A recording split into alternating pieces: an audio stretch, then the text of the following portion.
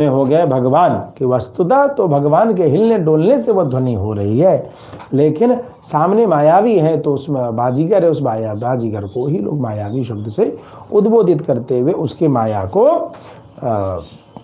प्रचारित कर दे रहे हैं। ऐसा गुणमयी पारमार्थिकी भगवान माया एवं, यह गुणमयी सत्य वस्तु भगवान की माया है।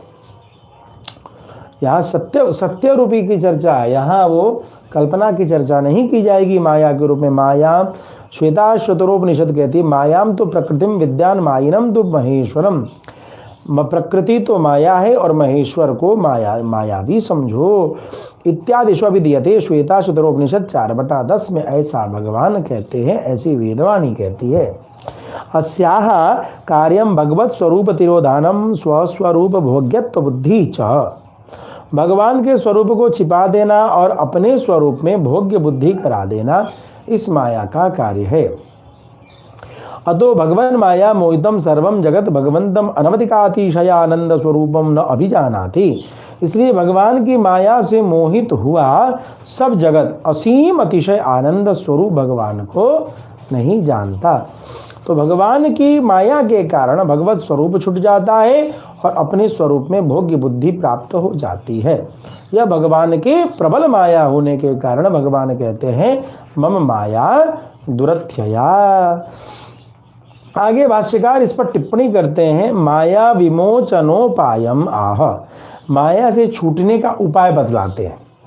जो मनुष्य परम एव सत्य संकल्पम परम कारुणिकम अनालोचित विशेषाशेष लोक शरण्यम ये शरणम, माया से छूटने का उपाय बताते हैं कि जो मनुष्य केवल मात्र सत्य संकल्प परम दयालु और बिना किसी छोटे बड़े की भेद दृष्टि के, कौन छोटा है कौन बड़ा है इसकी दृष्टि के सबको शरण देने का सामर्थ्य रखे, ऐसे मुझ परमेश्वर के ही ये शरणम प्रपद्यन्ते ते, जो ऐसे मुझ परमेश्वर में ही शरणागति प्राप्त करते हैं।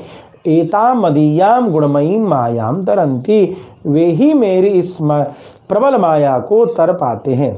अभिप्राय यह है कि माया मुत्सृज्य माम एव उपासक इत्यर्थ, वे माया का त्याग करके मेरी ही उपासना करते हैं।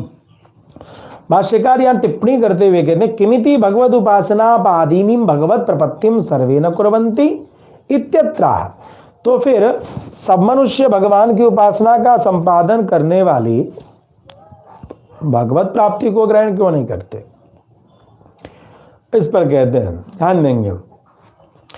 13वें श्लोक में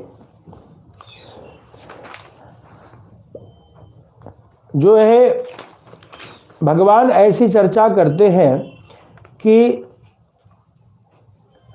13वें श्लोक और 14वें श्लोक में मध्य में यह रहस्य है कि अन्य जीव अपने अधिकार की चिंतन कैसे कर बैठते हैं, वो ऐसा कैसे सोच पड़ते हैं कि मैं भोगता हूँ, ये वस्तु मेरे लिए है, ये इंद्रियां मेरी हैं, और उसका निराकरण 14 में करते हैं।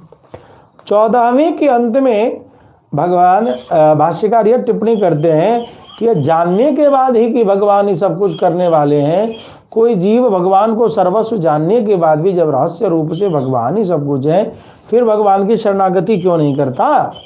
इस पर भगवान कहते हैं 15वें श्लोक में क्यों कोई भी भगवान की भक्ति नहीं कर पाता, शरणागति नहीं कर पाता, उसमें उसका मन नहीं लगता, इस पर विचार देते हुए भगवान पुनः टिप्पणी करते हैं, कहते हैं नमाम दुष्कृतिनो मूढ़ा प्रपद्यन्ते नराधमाः मायया अपहृत ज्ञाना आसुरम भावमाश्रिता।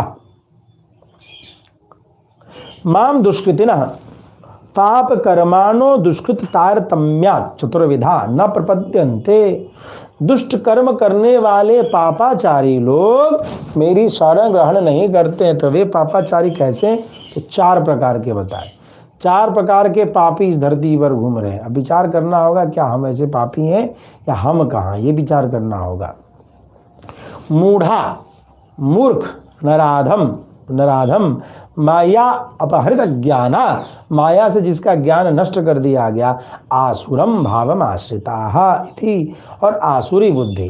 तो 4 प्रकार के पापी। आइए अब भाष्यकार समझा रहे हैं कि 4 प्रकार के पापी कौन कौन है? जिनकी भगवान के शरणागति में मन नहीं लगती।